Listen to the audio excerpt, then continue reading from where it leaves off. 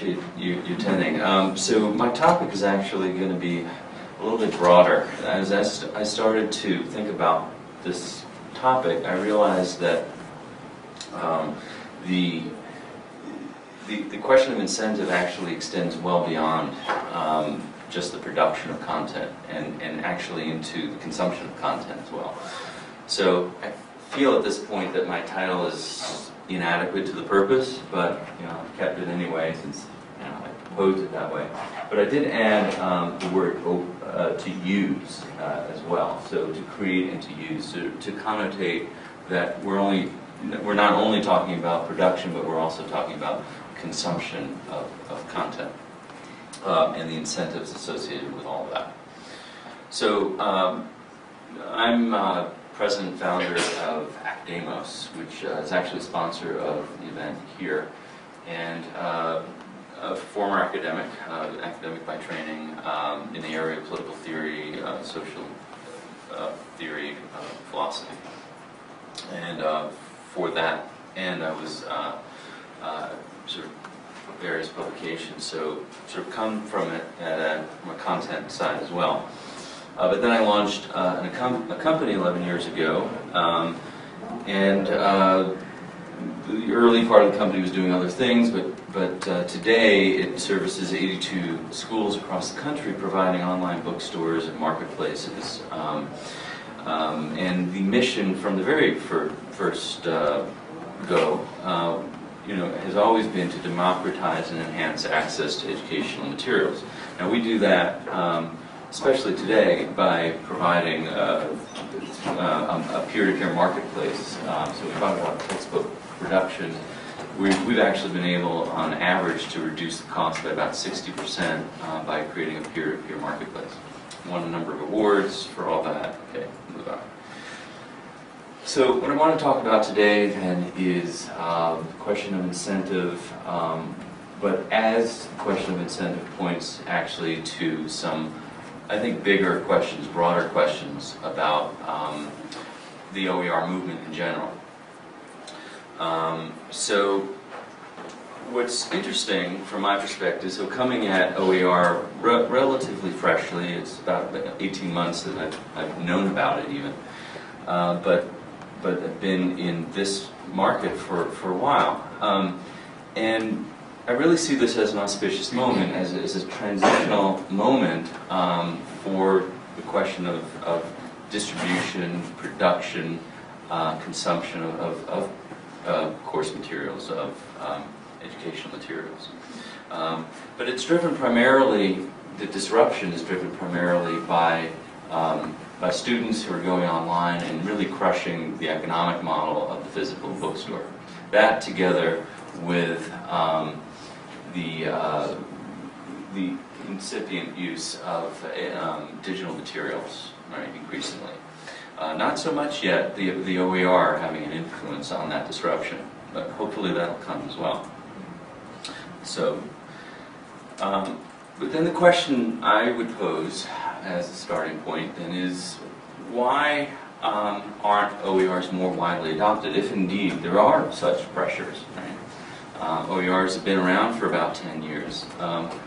Why don't we see more adoption of that?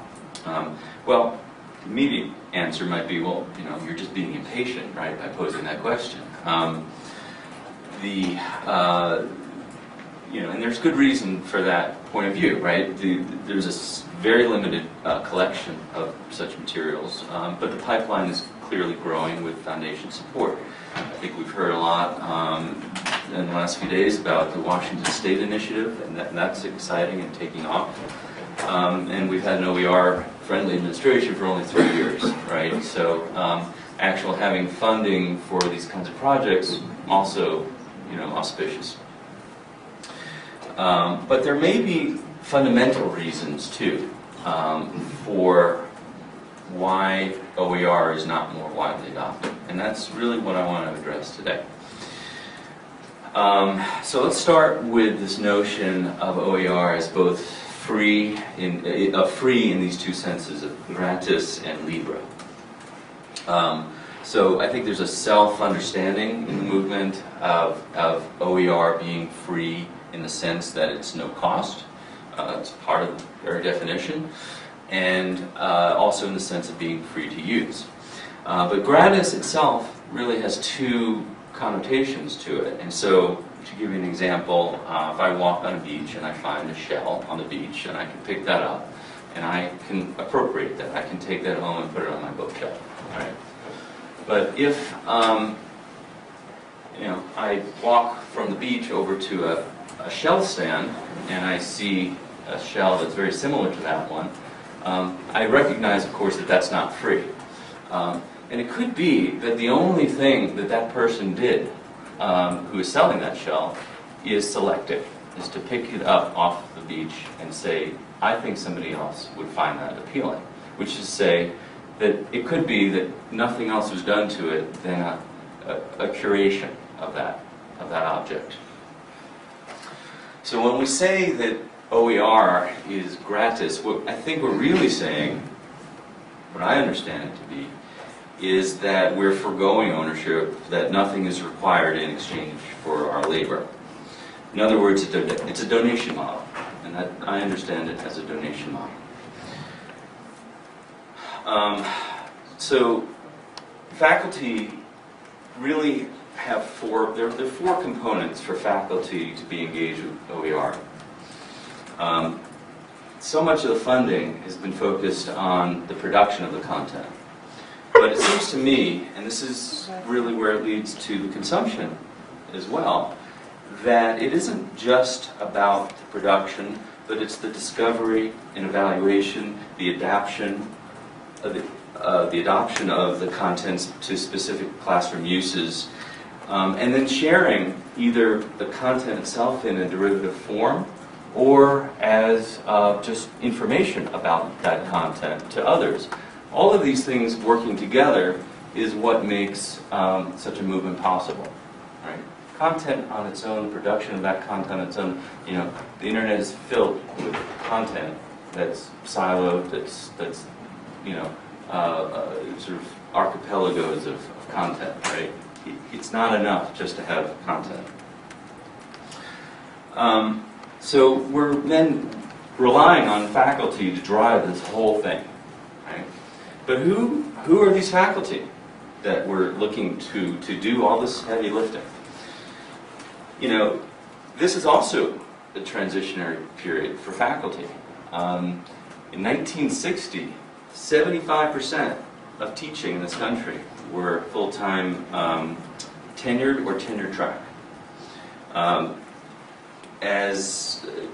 By 2009, that dropped to 27%. Right? There's a huge transition going on in this country with regard to higher education, teaching, and faculty composition. So these 73%, right? This is the same, you know, outsource and downsize, right? That very idea that was part of corporate America for so long has come right into the heart of higher education. And these employees, you know, are paid per course on a yearly contract basis without benefits, making a third or less, according to the New York Times, of what a tenured faculty member makes. Okay, so 73%. And then let's think about the 27%. Well, you know, they're focused on original research, right? They're thinking about teaching and administrative duties.